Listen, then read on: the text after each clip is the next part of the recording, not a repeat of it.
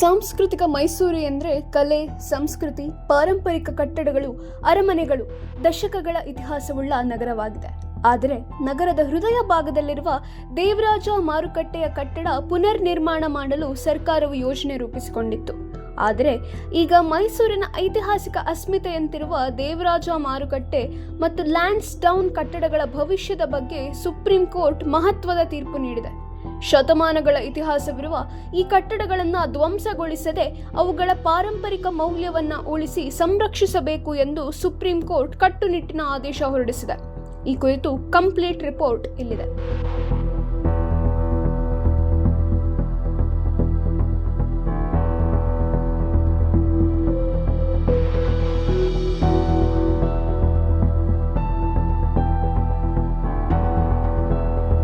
ಮೈಸೂರಿನ ಇತಿಹಾಸ ಪ್ರೇಮಿಗಳು ಮತ್ತು ಹೋರಾಟಗಾರರಿಗೆ ಇಂದು ದೊಡ್ಡ ಜಯ ಸಿಕ್ಕಿದೆ. ಮೈಸೂರು ಮಹಾರಾಜರ ಆಳ್ವಿಕೆಯ ಕಾಲದಲ್ಲಿ ನಿರ್ಮಾಣವಾಗಿದ್ದ ಈ ಭವ್ಯ ಕಟ್ಟಡಗಳು ನೆಲಸಮವಾಗುತ್ತವೆ ಎಂಬ ಆತಂಕಕ್ಕೆ ತೆರೆಬಿದ್ದಿದೆ. ಸುಪ್ರೀಂ ಕೋರ್ಟ್ನ ನ್ಯಾಯಮೂರ್ತಿಗಳಾದ ಜೆ.ಪಿ. ಪರ್ದಿವಾಲಾ ಮತ್ತು ವಿಜಯ್ ಬಿಷ್ಣೋಯ್ ಅವರ ಪೀಠವು ಈ ಎರಡು ಐತಿಹಾಸಿಕ ಕಟ್ಟಡಗಳನ್ನು ಸಂರಕ್ಷಿಸುವಂತೆ ಮೈಸೂರು ಮಹಾನಗರ ಪಾಲಿಕೆ ಮತ್ತು ನಗರಾಭಿವೃದ್ಧಿ ಪ್ರಾಧಿಕಾರಕ್ಕೆ ಸೂಚಿಸಿದೆ.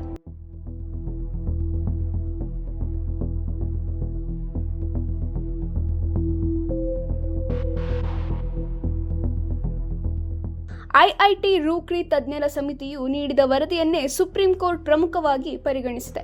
ಕಟ್ಟಡದ ಕೆಲವು ಭಾಗಗಳು ಹಾನಿಗೊಳಗಾಗಿದ್ದರೂ ಸಹ ಅತ್ಯಾಧುನಿಕ ಪುನಶ್ಚೇತನ ತಂತ್ರಜ್ಞಾನದ ಮೂಲಕ ಅವುಗಳನ್ನು ಮೊದಲಿನಂತೆಯೇ ಸರಿಪಡಿಸಬಹುದು ಎಂದು ಸಮಿತಿ ಹೇಳಿದೆ. ಅಲ್ಲದೆ ಪಾರಂಪರಿಕ ಕಟ್ಟಡಗಳ ಉಳಿವಿಗೆ ಶ್ರಮಿಸುವ ಇಂಟ್ಯಾಕ್ ಸಂಸ್ಥೆಯು ಶಿಫಾರಸುಗಳನ್ನು ಜಾರಿಗೆ ತರುವಂತೆಯೂ ನ್ಯಾಯಾಲಯ ತಿಳಿಸಿದೆ.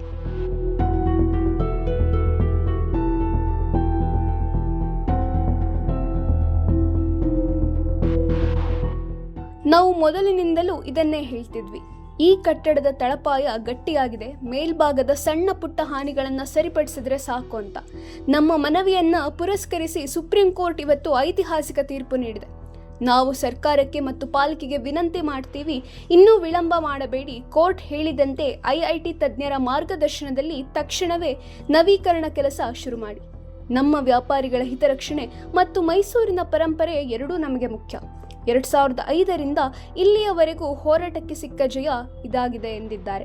ಸರ್, ಇದು ಪಾರಂಪರಿಕ ಕಟ್ಟಡ. ಇದರ ಬಗ್ಗೆ ನಗರದ ಹಿರಿಯ ನಾಗರಿಕರುಗಳು, ಪ್ರಮುಖವಾಗಿ ಮೈಸೂರಿನ ಶ್ರೀಮನ್ ಮಹಾರಾಜ ಜಯಚಾಮರಾಜ ಒಡೆಯರವರ ಹಿರಿಯ ಅಳಿಯಂದಿರು ರಾಜಚಂದ್ರರವರು, ನಗರದ ಹಿರಿಯ ಪತ್ರಕರ್ತರಾದ ಸಮಾಚಾರ ಪತ್ರಿಕೆಯ ಸಂಪಾದಕರು ಆದ ಮಾನ್ಯ ಗೌರಿ ಸತ್ಯಾರವರು ಹಾಗೂ ಮೈಸೂರು ವಿಶ್ವವಿದ್ಯಾನಿಲಯದ ಉನ್ನತ ಅಧಿಕಾರಿಗಳಾಗಿದ್ದ ಶ್ರೀ ಜೈ ದೇವರಾಜ ಅರಸರವರು, ಈ ಥರ ಒಟ್ಟು 5 ಜನ ಪ್ರಮುಖರು ರಾಜ್ಯದ ಉಚ್ಚ ನ್ಯಾಯಾಲಯದಲ್ಲಿ ಈ ಪಾರಂಪರಿಕ ಕಟ್ಟಡಗಳಾದ ದೇವರಾಜ ಮಾರುಕಟ್ಟೆ ಹಾಗೂ ಲ್ಯಾನ್ಸನ್ ಕಟ್ಟಡವನ್ನು ದುರಸ್ತಿ ಮಾಡಿ ಸಂರಕ್ಷಣೆ ಮಾಡಬೇಕೆಂದು ಒಂದು PL ದಾಖಲು ಮಾಡಿದರು. ರಾಜ್ಯದ ಉಚ್ಚ ನ್ಯಾಯಾಲಯ ಅದನ್ನು ವಜಾಗೊಳಿಸಿತು.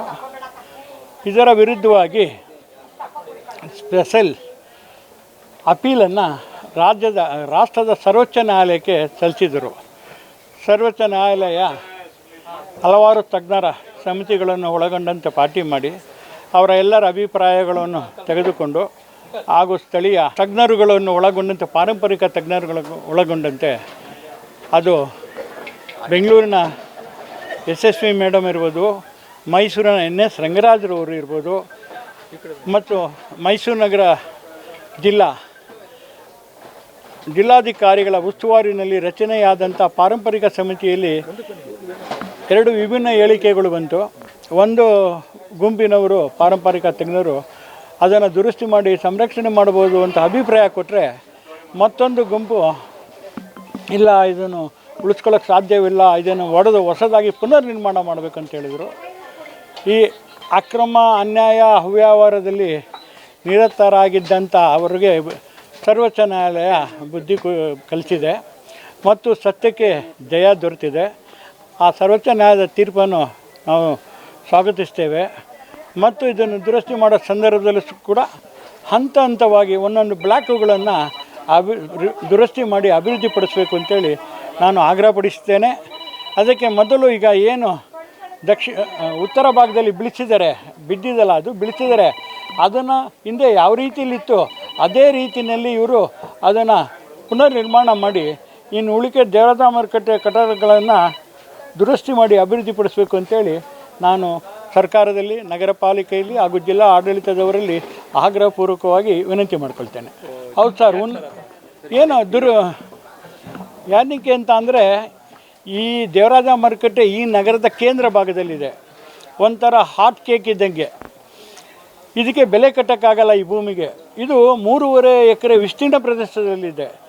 ಪ್ರತಿಯೊಬ್ಬ ಜನಪ್ರತಿನಿಧಿ, ಪ್ರತಿಯೊಬ್ಬ ಅಧಿಕಾರಿಗಳು, ಸರ್ಕಾರಿ ಅಧಿಕಾರಿಗಳು ಇದನ್ನು ಧ್ವಂಸ ಮಾಡಿ ಇದರಲ್ಲಿ ಹೊಸದಾಗಿ ಪುನರ್ನಿರ್ಮಾಣ ಮಾಡ್ತೀವಿ ಅಂಥೇಳಿ ಅವರು ದುರುದ್ದೇಶಪೂರ್ವಕವಾಗಿ ಇದನ್ನೆಲ್ಲ ಹುನ್ನಾರ ಮಾಡಿದ್ರು. ಹಿಂದೆ ಮೈಸೂರು ನಗರದ ಆಯುಕ್ತರಾಗಿ ಇಬ್ರಾಹಿಂ ಸರ್ ಇದ್ದರು.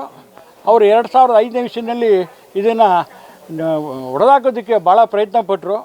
ಅದಕ್ಕೆ ನಮ್ಮ ಸಂಘದವರು ಅಂದರೆ ದೇವರಾಜ ಮಾರುಕಟ್ಟೆ ಹಾಗೂ ಪಾಲಿಕೆ ವಿವಿಧ ಮಾರುಕಟ್ಟೆಗಳ ವಾಣಿಜ್ಯೋದ್ಯಮಿಗಳ ಸಂಘಟನೆಗಳು ಹಾಗೂ ನಗರದ ಹಲವಾರು ಸಂಘಟನೆಗಳು, ನಗರದ ಹಲವಾರು ಹಿರಿಯ ನಾಗರಿಕರುಗಳು ಇದರ ವಿರುದ್ಧ ಹೋರಾಟವನ್ನು ಕಳೆದ 2005ರಿಂದ ಈ ತಾಲ್ವರೆಗೂ ಮಾಡ್ಕೊಂಡು ಬಂದ್ವಿ. ಅದಕ್ಕೆ ನ್ಯಾಯ ದೊರಕಿದೆ. ಈಗ ಎಲ್ಲ ಸಾರ್ವಜನಿಕರಿಗೂ ಹಾಗೂ ನಮ್ಮ ಪರವಾಗಿ ಯಾರ್ಯಾರು ಹೋರಾಟ ಮಾಡಿ ನಮಗೆ ಸಲಹೆ, ಸೂಚನೆ, ಮಾರ್ಗದರ್ಶನ ನೀಡಿದ್ರು ಆ ಸರ್ವರಿಗೂ ನಾನು ಕೃತಜ್ಞತಾಪೂರ್ವಕವಾದ ಧನ್ಯವಾದಗಳನ್ನು ಅರ್ಪಿಸಿದ್ದೇನೆ. ಮೊದಲಿಗೆ ನಾನು ಮೈಸೂರು ರಾಜಮನೆತನದವರನ್ನ ನಾವು ನೆನೆಸ್ಕೊಳ್ಬೇಕು. ಇಲ್ಲಿ ಆ ರೀತಿ ಅವ್ಯವಸ್ಥೆ ಎಲ್ಲ ಉಂಟು ಮಾಡಿ ನಮ್ಮಲ್ಲಿ ಗೊಂದಲ ಉಂಟು ಮಾಡಿದಾಗ ನಮಗೆ ನಾವು ಕರೀದೇ ಇದ್ರೂ ನಮಗೆ ಅವರೇ ರಾಜಮನೆತನದವರು, ರಾಜಮಾತೆಯವರು ಇರ್ಬೋದು, ಯದುವೀರವ್ರು ಇರ್ಬೋದು, ಹಾಗೂ ಅವರ ಶ್ರೀಮತಿಯವರು ಇರ್ಬೋದು, ಮಹಾರಾಣಿಯವರು ಇರ್ಬೋದು, ನಮ್ಮ ದೇವರಾಜ ಮಾರುಕಟ್ಟೆಗೆ ಬಂದು ಪ್ರತಿಯೊಂದು ಮಾರುಕಟ್ಟೆಯನ್ನು ಪರಿಶೀಲನೆ ಮಾಡಿ ನಮಗೆ ಧೈರ್ಯ ತುಂಬಿ ಆತಂಕ ಪಡಬೇಡಿ, ನಿಮ್ಮ ಜೊತೆಲಿ ನಾವು ಇದ್ದೀವಿ, ನಿಮ್ಮ ಹೋರಾಟದಲ್ಲಿ ನಾವು ಸಕ್ರಿಯವಾಗಿ ಭಾಗವಹಿಸ್ತೀವಿ ಅಂಥೇಳಿ ನಮಗೆ ಆಶೀರ್ವಾದಿಸಿ ಕೊನೆಯವರೆಗೂ ನಮ್ಮೊಂದಿಗೆ ಇದ್ದು ಕಾರಣ ನಮಗೆ ಈ ಜಯ ದೊರಕಿದೆ ಅಂತೇಳಿ ನಾನು ಹೇಳಕ್ಕೆ ಇಚ್ಛೆ ಪಡ್ತೀನಿ. ಮನೆತನದವರಿಗೆ ಭಕ್ತಿಪೂರ್ವಕವಾದ ನಮನಗಳನ್ನು ನಾನು ನಗರದ ನಾಗರಿಕರ ಪರವಾಗಿ, ಎಲ್ಲ ಉದ್ಯಮಿದಾರರ ಪರವಾಗಿ ನೆನೆಸುತ್ತಾ ನಮನಗಳನ್ನು ಸಲ್ಲಿಸುತ್ತೇನೆ. ಈ ಮಾರುಕಟ್ಟೆಯಲ್ಲಿ 80ರಷ್ಟು ಕಟ್ಟಡ ಚೆನ್ನಾಗಿದೆ. ಇನ್ನು 20ರಷ್ಟು ಕಟ್ಟಡ ರೆಡಿ ಮಾಡಿ ಉಳಿಸಿಕೊಂಡರೆ ಚೆನ್ನಾಗಿರುತ್ತೆ. ಮೈಸೂರು ಪಾರಂಪರಿಕ ನಗರವಾಗಿರುವುದರಿಂದ ಎಲ್ಲ ಕಟ್ಟಡಗಳಲ್ಲಿ ಹಳೆ ಕಟ್ಟಡಗಳನ್ನು ಜೀರ್ಣೋದ್ಧಾರ ಮಾಡಿ ರೆಡಿ ಮಾಡಿದ್ದಾರೆ. ಆದರೆ ಸರಿಯಾದ ನಿರ್ವಹಣೆ ಮಾಡದೆ ಈ ಸಮಸ್ಯೆ ಉಂಟಾಗಿದ್ದು, ಈ ಕಟ್ಟಡ ನಗರ ಮಧ್ಯೆ ಅರಮನೆ ಹತ್ತಿರ ಇರುವುದರಿಂದ ತುಂಬ ಜನ ವಿದೇಶಿಗರು ಈ ಪಾರಂಪರಿಕ ಕಟ್ಟಡ ನೋಡಲು ಬರ್ತಾರೆ. 2 ಕಟ್ಟಡ ಬಿದ್ದಾಗ ಅವಾಗಲೇ ಅದನ್ನು ರೆಡಿ ಮಾಡಿಸಿದ್ರೆ ಸರಿ ಹೋಗ್ತಿತ್ತು. ಪೂರ್ತಿ ಕಟ್ಟಡವನ್ನೇ ಮುಚ್ಚಿಸಿದ್ರು. ಇದರಿಂದ ನಮಗೆಲ್ಲ ತೊಂದರೆ ಆಯಿತು. ಈಗ ಸುಪ್ರೀಂ ಕೋರ್ಟ್ ಅದಕ್ಕೆ ಉತ್ತರ ಕೊಟ್ಟಿದೆ. ಈ ಕಟ್ಟಡಗಳನ್ನು ಚೆನ್ನಾಗಿ ರಿಪೇರಿ ಮಾಡಿದ್ರೆ ಸಾಕು, ಇನ್ನು 100 ವರ್ಷ ಬಾಳಿಕೆ ಬರುತ್ತೆ ಎಂದು ಹೇಳುತ್ತಾ ಇದ್ದಾರೆ. ಕಟ್ಟಡ ಉಳಿಸ್ಕೋಬೇಕು.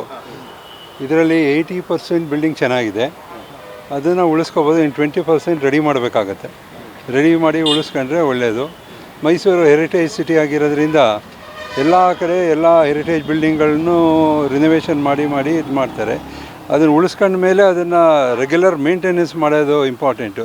ಇಷ್ಟು ವರ್ಷ ಮೇಂಟೆನೆನ್ಸ್ ಮಾಡದೆ ಈ ಪ್ರಾಬ್ಲಮ್ ಆಯಿತು. ಮೇಂಟೆನೆನ್ಸ್ ಇದ್ದಿದ್ದರೆ ಈ ಪ್ರಾಬ್ಲಮ್ ಇರಲಿಲ್ಲ. ಸಿಟಿ ಮಧ್ಯ ಅದು KR ಸರ್ಕಲ್ಲು ಅರಮನೆ ಪಕ್ಕದಲ್ಲೇ ಇರೋದ್ರಿಂದ ತುಂಬ ಜನ ಟೂರಿಸ್ಟ್ಗಳು ಬರ್ತಾರೆ. ಎಲ್ಲರೂ ಬಂದವರು ಇದನ್ನು ಒಂಥರ ಇದೇನು ಹಿಂಗಿದೆ ಬಿಲ್ಡಿಂಗ್, ಹೆರಿಟೇಜ್ ಬಿಲ್ಡಿಂಗ್ ಅಂತ ಫೋಟೋಗಳೆಲ್ಲ ತೊಗೊಂಡೋಗಿ ಫಾರಿನ್ ಮ್ಯಾಗ್ಝೈನ್ಸಲ್ಲೆಲ್ಲ ಹಾಕ್ತಾರೆ. ನೋಡಿ ಹೆರಿಟೇಜ್ ಬಿಲ್ಡಿಂಗ್ ಇವ್ರುಗಳು ಮೇಂಟೈನೇ ಮಾಡಿಲ್ಲ, ಹಿಂಗೆ ಬಿದ್ದು ಹಾಳಾಗ್ತಾ ಇದೆ ಅಂದ್ಬಿಟ್ಟು ಇದು ಅದೆಲ್ಲ ನಮ್ಮ ಕಲ್ಚರ್ಗೆ, ನಮ್ಮ ಇದಕ್ಕೆ ಭಾಳ ಕೆಟ್ಟ ಹೆಸರು ಬರುತ್ತೆ. ಅದರಿಂದ ಆದಷ್ಟು ಬೇಗ ಇದನ್ನು ರೆಡಿ ಮಾಡಿ ಕೊಟ್ಟರೆ ಒಳ್ಳೆಯದು. ಹಿಂದೆ ಇವರೇನೇ CM ಆಗಿದ್ದಾಗ ರಿನೋವೇಷನ್ ಶುರುವಾಗಿ ಹೆಚ್ಚು ಕಡಿಮೆ ಒಂದು 60% ರೆಡಿಯಾಗಿತ್ತು. ಇನ್ನೊಂದು ಸ್ವಲ್ಪ ಇತ್ತು, ಅದನ್ನು ಕಂಟಿನ್ಯೂ ಮಾಡಿದ್ದಿದ್ರೆ ಆಗೋದು. ಆಗಿನ MLA ಆಮೇಲೆ ಆಗಿದ್ದ ಮೇಯರ್ ಅವರ ಪ್ರಾಬ್ಲಮಿಂದ ಕೆಲಸ ನಿಲ್ಲಿಸಿದ್ರು. ಆವಾಗ CM ಅವರು ಸ್ವಲ್ಪ ಸ್ಟ್ರಾಂಗಾಗಿ ಹೇಳ್ಬಿಟ್ಟು ಕಂಟಿನ್ಯೂ ಮಾಡಿ ಮುಗಿಸಿ ಅಂದಿದ್ರೆ ಇದು ಮುಗಿಸ್ಬಿಟ್ಟು ನಾವು ಅಲ್ಲಿ ಹೋಗಿ 10 ವರ್ಷ ಆಗಿರೋದು ಓಪನ್ ಆಗಿ. ಒಂದು ರಾಜಕಾರಣಿಗಳ ಇಚ್ಛಾಶಕ್ತಿ ಮೇಜರ್ ರಾಜಕಾರಣಿಗಳದೇ ಪ್ರಾಬ್ಲಮ್. ಅದು ಕಂಟಿನ್ಯೂ ಆಗಿಬಿಟ್ಟಿದ್ರೆ ಈ ಕೇಸು ಏನೂ ಇರ್ತಾ ಇರಲಿಲ್ಲ. ನಾವು ಅದು ರೆಡಿಯಾಗಿ ಹೋಗಿ 10 ವರ್ಷ ಆಗಿರೋದು. ಆದಷ್ಟು ಬೇಗ ಇದನ್ನು ನೀವು ನವೀಕರಣ ಮಾಡಬೇಕು ಅಂತ ಆಗ್ರಹಿಸ್ತೀರಾ? ಖಂಡಿತ. ಈಗ ನ್ಯಾಯಾಲಯನೂ ಕೂಡ ಉಳಿಸ್ಕೋಬೇಕು ಅಂತ ಹೇಳಿದೆ ಅದ್ರ ಬಗ್ಗೆ. ಅದೇ ಅವರು ಡಿಫ್ರೆಂಟ್ IIT ಇವರುಗಳಿಂದ ರಿಪೋರ್ಟ್ಗಳು ತರಿಸ್ಕೊಂಡು ಎಲ್ಲ ರಿಪೋರ್ಟ್ ತರಿಸ್ಕೊಂಡು ಅದ್ರ ಮೇಲೆ ಡಿಸ್ಕಷನ್ ಮಾಡಿ ಅವರು ಕೊಡ್ತಾ ಇದ್ದಾರೆ. ಹೆಂಗಿರೋ ಅವರೆಲ್ಲ ಎಜುಕೇಟೆಡ್ ಇದರಿಂದ ಮಾಡಿರೋದ್ರಿಂದ ಇದು ಒಳ್ಳೆಯದು ಉಳಿಸ್ಕೊಳ್ಳೋದು. ಆದರೆ ರಾಜಕಾರಣಿಗಳ ಯಾಕೆ ನಾವು ಒಡೆದು ಕಟ್ಟಬೇಕು ಅಂತ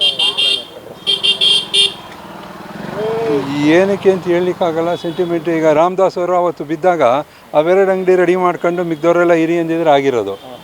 ಅದು ಬಿಟ್ಬಿಟ್ಟು ಫುಲ್ ರೆಡ್ ಅಲರ್ಟ್ ಅಂದ್ಬಿಟ್ಟು ಫುಲ್ ಬಿಲ್ಡಿಂಗೇ ಕ್ಲೋಸ್ ಮಾಡಿಸ್ಬಿಟ್ಟು ಭಾಳ ತೊಂದರೆ ಆಯ್ತದು.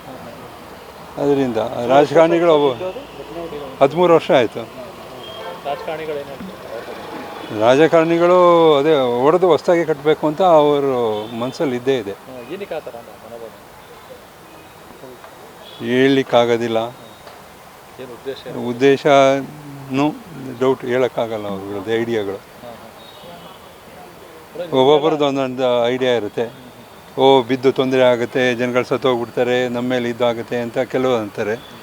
ಕೆಲವರು ಹೊಸ ಕಟ್ಟಿದ್ರೆ ಇದಾಗುತ್ತೆ. ಜೊತೆಗೆ ಏನಂದರೆ ಇದು ಅರಮನೆಯಿಂದ ಇಷ್ಟು ದೂರದಲ್ಲಿದೆ, ಹಿಂದ್ಗಡೆ ರಸ್ತೆ ಇದೆ. ಇದು ಹೊಡೆದಾಕಿದ್ರೆ ಹಿಂದ್ಗಡೆಯಿಂದನೂ 5 ಅಡಿ ಬಿಡಬೇಕು. ಹೆಚ್ಚು ಕಡಿಮೆ ಒಂದು 15-20 ಅಂಗಡಿ ಹೊಟ್ಟೆ ಹೋಗ್ಬಿಡುತ್ತೆ. ಅದರಿಂದ ಇದು ಹೊಡೆದು ಕಟ್ಟೋದು ಭಾಳ ದುರಸ್ತಿ ಆಗುತ್ತೆ. ಸೊ ಇದನ್ನೇ ಮೇಂಟೈನ್ ಮಾಡೋದು ಒಳ್ಳೆಯದು. 55 ಅಂಗಡಿ ಇದೆ ಕೆಳಗಡೆ, ಮೇಲ್ಗಡೆ ಒಂದು 45 ಅಂಗಡಿಗಳಿವೆ. ಇದು ಎಷ್ಟು ವರ್ಷದ ಬಿಲ್ಡಿಂಗ್ ಇದೆ? ಇದು 102 ವರ್ಷ ಆಗಿದೆ ಸರ್ ಈಗ. ಒಟ್ಟಿನಲ್ಲಿ ಸಿಮೆಂಟ್ ಕಾಂಕ್ರೀಟ್ ಕಾಡುಗಳ ಮಧ್ಯೆ ಮೈಸೂರಿನ ಪಾರಂಪರಿಕ ಸೊಬಗನ್ನ ಉಳಿಸಲು ಸುಪ್ರೀಂ ಕೋರ್ಟ್ ಮುಂದಾಗಿದೆ. ಜುಲೈ 30ಕ್ಕೆ ಈ ಪ್ರಕರಣದ ಮುಂದಿನ ವಿಚಾರಣೆ ನಡೆಯಲಿದ್ದು, ಅಲ್ಲಿಯವರೆಗೆ ಕಟ್ಟಡಗಳಿಗೆ ಯಾವುದೇ ಹಾನಿಯಾಗದಂತೆ ಮುನ್ನೆಚ್ಚರಿಕೆ ವಹಿಸಲು ಅಧಿಕಾರಿಗಳಿಗೆ ಸೂಚಿಸಲಾಗಿದೆ. ಅಧಿಕಾರಿಗಳು ಈ ಆದೇಶವನ್ನು ಹೇಗೆ ಪಾಲಿಸುತ್ತಾರೆ ಮತ್ತು ಸಂರಕ್ಷಣಾ ಕಾರ್ಯ ಯಾವಾಗ ಆರಂಭವಾಗುತ್ತೆ ಎಂಬುದನ್ನು ಕಾದು ನೋಡಬೇಕಿದೆ. ಮೈಸೂರಿನ ಗತ ವೈಭವವನ್ನು ಸಾರುವ ಈ ಕಟ್ಟಡಗಳು ಮುಂದಿನ ತಲೆಮಾರಿಗೂ ಉಳಿಯುವಂತಾಗಿರುವುದು ಮೈಸೂರಿನ ಪಾರಂಪರಿಕ ಪ್ರೇಮಿಗಳ ಗೆಲುವಾಗಿದೆ. ಅಭಿವೃದ್ಧಿಯ ಹೆಸರಿನಲ್ಲಿ ಇತಿಹಾಸವನ್ನು ಅಳಿಸಬಾರದು ಎಂಬುದಕ್ಕೆ ಈ ತೀರ್ಪು ಸಾಕ್ಷಿಯಾಗಿದೆ. ಕ್ಯಾಮ್ರಾಮನ್ ಸಂಜಯ್ ಕುಮಾರ್ ಜೊತೆ ತೇಜಸ್, ಪ್ರಜಾನುಡಿ ಡಿಜಿಟಲ್, ಮೈಸೂರು.